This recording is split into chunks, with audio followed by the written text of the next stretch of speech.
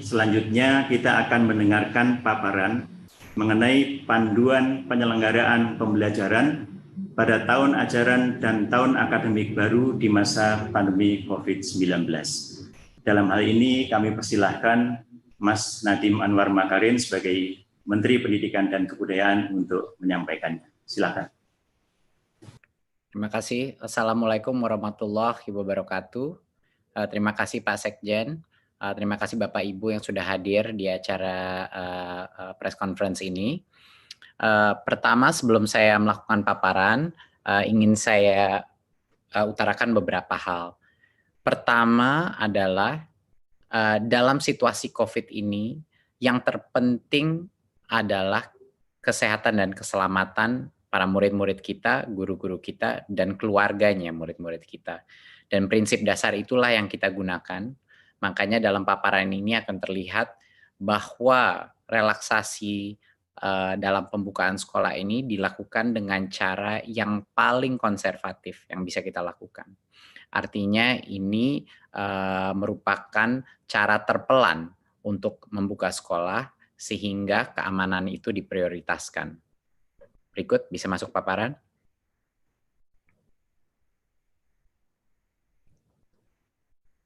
Ya, terima kasih. Berikutnya. Ya, prinsip utama di masa pandemi adalah kesehatan dan keselamatan itu nomor satu. Memang banyak yang dikorbankan dengan adanya sekolah ini belajar dari rumah, banyak yang mungkin tidak kualitas pembelajaran ada yang dikorbankan, dan juga kualitas daripada semua pembelajaran daring pun tidak semuanya sama dan banyak sekali yang mengalami kesulitan. Tetapi di masa pandemi ini, di mana kita masih dalam krisis COVID-19, Kemendikbud mengambil sikap bahwa kesehatan dan keselamatan adalah yang utama.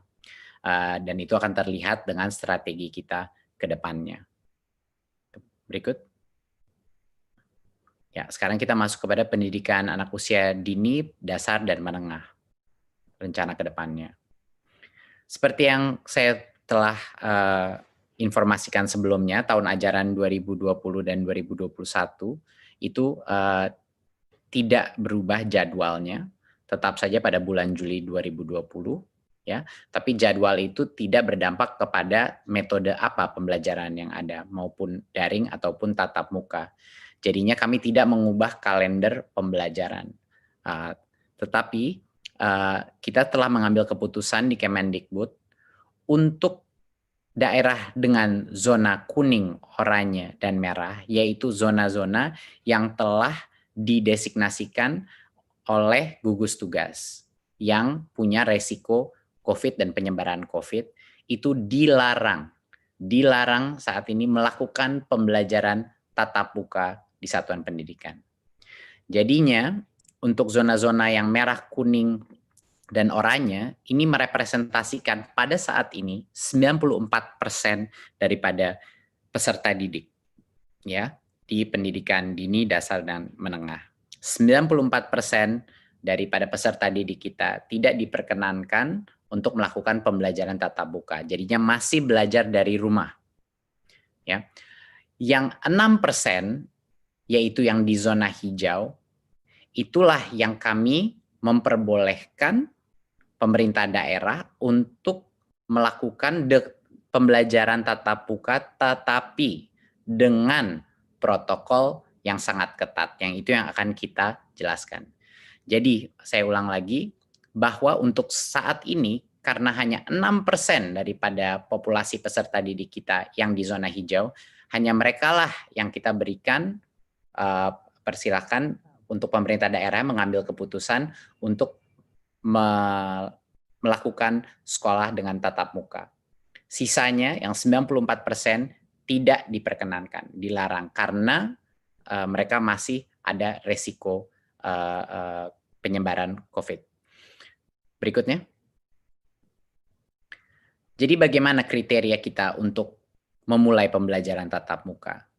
Tentunya dari seperti yang saya paparkan tadi, hanya pertama harus zona hijau, dan itu penetapannya ada di gugus tugas, dan nanti akan diperjelaskan juga dengan kepala gugus tugas apa yang dimaksudkan zona hijau, kuning, dan oranye.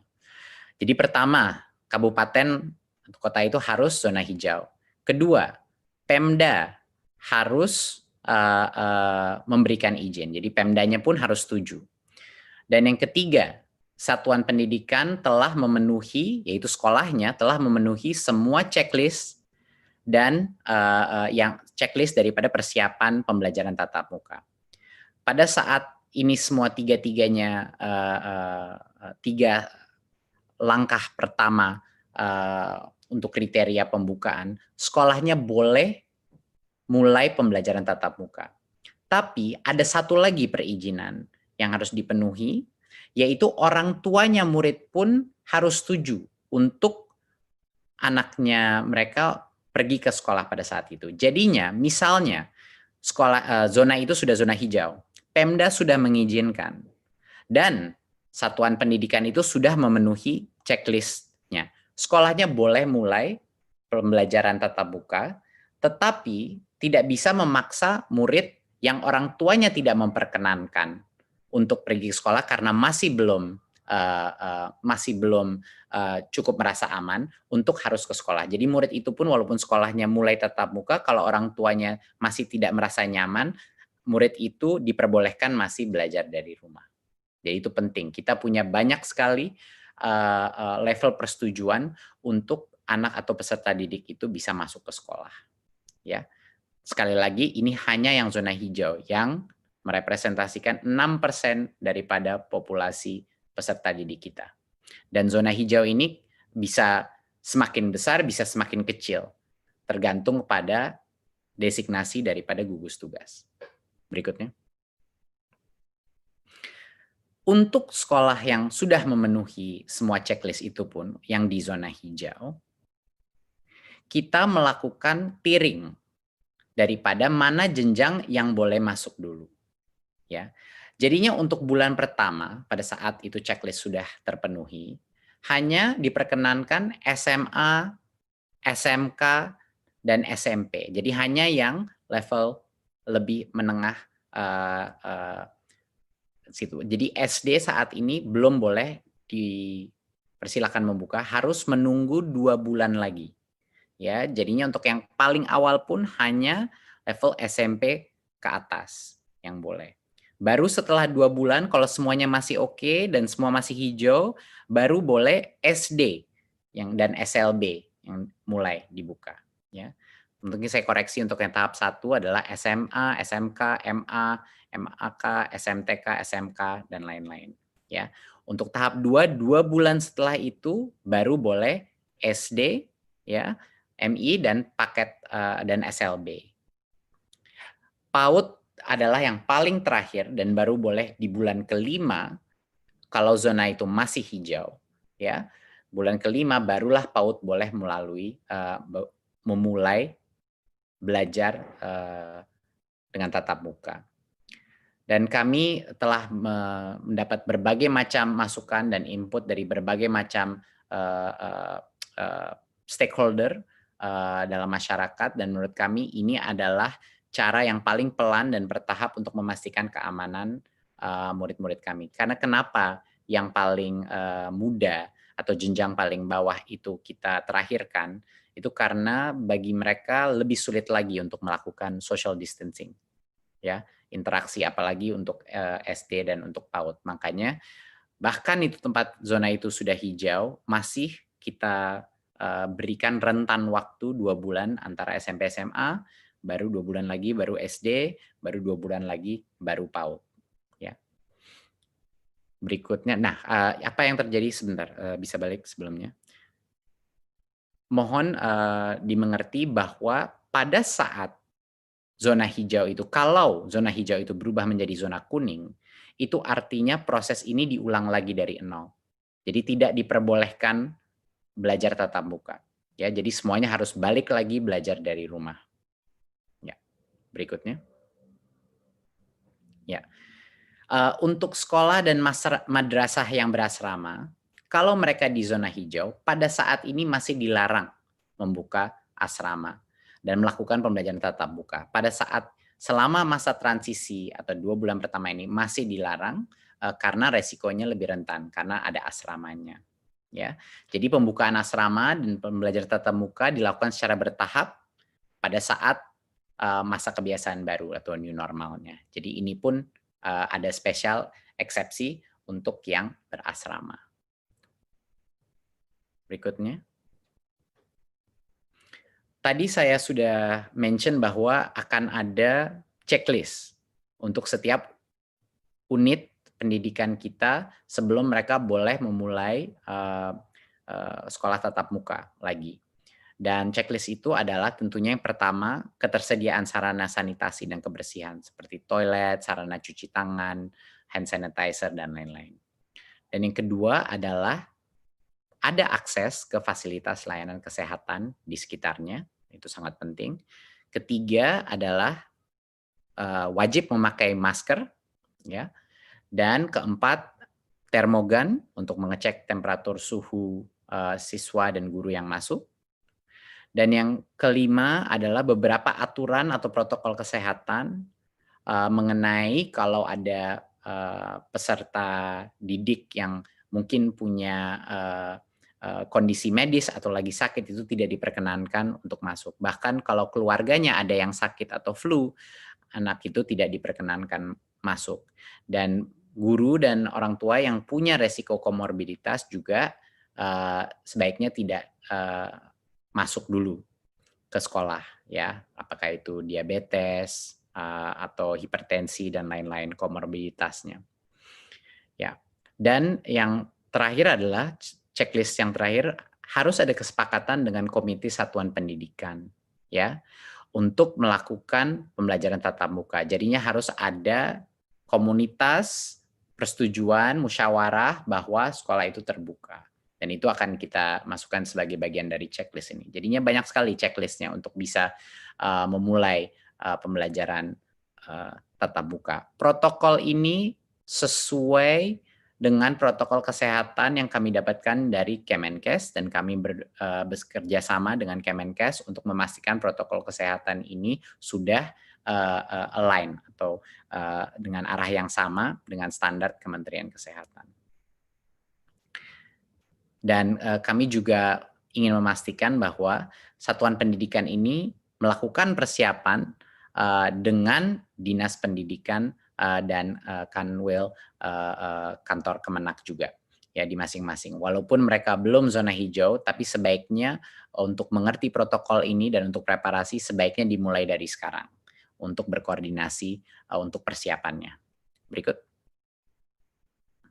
Ya.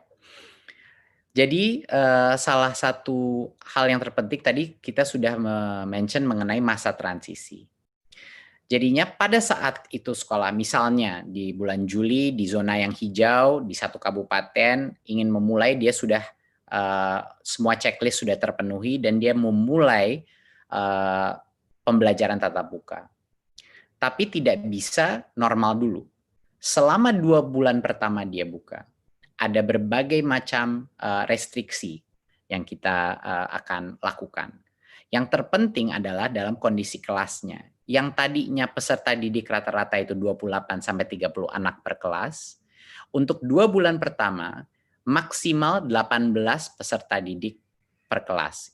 Ini untuk pendidikan dasar dan menengah. Ya, jadinya sekitar kapasitasnya setengah atau 50%, sekitar 50% daripada kapasitas normal. Jadi secara otomatis sekolah ini yang melalui masa transisi ini harus melakukan proses shifting. Ya, harus ada shifting. Dan kami memberikan kebebasan bagi unit pendidikan untuk menentukan seperti apa mau shiftingnya, per harian, per mingguan, angkatan kelas atau apa. Tapi dipastikan bahwa hanya boleh maksimal di dalam kelas 18 peserta didik untuk pendidikan dasar dan menengah. Dan untuk SLB jaga jarak minimum 1,5 meter. Itu 1,5 meter adalah suatu social distancing aturan untuk semua jenjangnya, ya. Tapi untuk SLB maksimal 5 peserta didik per kelas.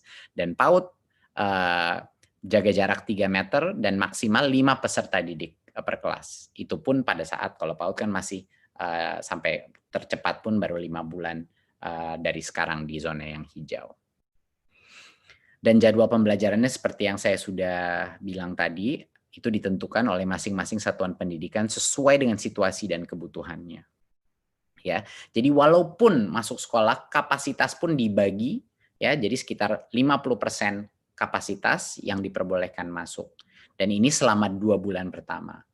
Ya, baru setelah 2 bulan masih hijau, tidak ada masalah, sudah benar-benar mengenal protokol yang baru boleh new normal, di mana lebih banyak peserta yang boleh masuk sekolah. Berikutnya. Oke. Tentunya ada beberapa lagi, tentunya menggunakan masker itu masih pada saat masa transisi dan akan dilanjutkan pada saat masa new normal, bahkan setelah 2 bulan pun masih harus. Dan juga kondisi-kondisi selain seperti komorbiditas dan kriteria kesehatan, protokol kesehatan dari Kemenkes semuanya harus dijaga. Berikutnya. Berikut. Ya. Pada saat masa transisi ini, semua aktivitas di mana anak-anak itu bercampur, berinteraksi antara kelas, itu tidak diperbolehkan. Jadi selama masa transisi ini, hanya boleh masuk ke kelas langsung pulang. Jadinya aktivitas seperti kantin, di mana anak-anak dari berbagai macam kelas berkumpul, itu tidak diperkenankan selama 2 bulan pertama. Juga kegiatan olahraga dan ekstrakurikuler itu belum diperbolehkan selama masa transisi. Ya, dan aktivitas-aktivitas lain, kegiatan belajar mengajar seperti KBM itu belum diperbolehkan pada saat masa transisi. Jadi esensinya adalah prinsipnya apapun aktivitas-aktivitas yang perkumpulan sifatnya atau yang mencampur antara satu kelas dan kelas lain itu belum diperbolehkan dalam masa transisi ini. Berikut. Ya. Jadi selama masa COVID ini, kami di Kemendikbud ini adalah suatu kebijakan yang telah kita keluarkan sebelumnya, tapi ini sekedar mengingatkan bahwa kami sudah membuka seluruh dana BOS untuk semua kebutuhan protokol kesehatan seperti cairan, sabun pembersih, pembasmi kuman, dan lain-lain. Dan untuk pembelajaran jarak jauh pun juga bisa dipergunakan untuk beli kuota, paket data, baik buat guru maupun peserta didik.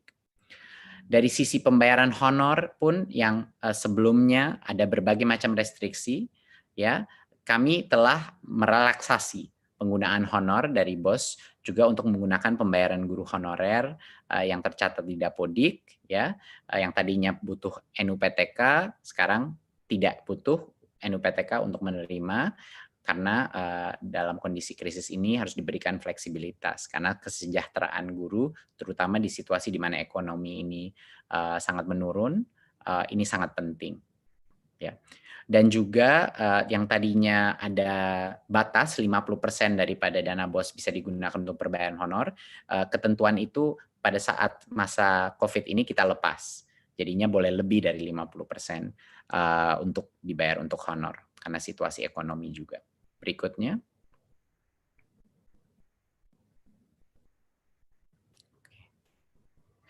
Ya. Ya, BOP PAUD juga sama. Ya, alokasinya bisa digunakan untuk berbagai macam pembelajaran jarak jauh maupun juga untuk protokol kesehatan. Sesama juga yang tadinya honor itu hanya untuk transport pendidik, sekarang untuk pembiayaan honor pendidik bisa digunakan BOP PAUD sehingga lebih fleksibel, tidak hanya digunakan untuk transport, biaya transport pendidik. Dan yang sebelumnya persentase penggunaannya disekat-sekat, untuk masa krisis ini tentu besaran persentase per kategori itu dilonggarkan. Jadi tidak ada lagi diberikan sekat-sekat. Jadi sesuai dengan kebutuhan masing-masing PAUD yang ada. Jadi ini sekedar penekanan dari kami bahwa fleksibilitas penggunaan dana BOS itu bisa digunakan untuk melakukan masa transisi ini ya terhadap new normal. Dan itu sudah kita bebaskan bagi masing-masing kepala sekolah untuk menggunakan diskresinya untuk menjaga protokol kesehatan jika mereka sudah di zona hijau. Berikut.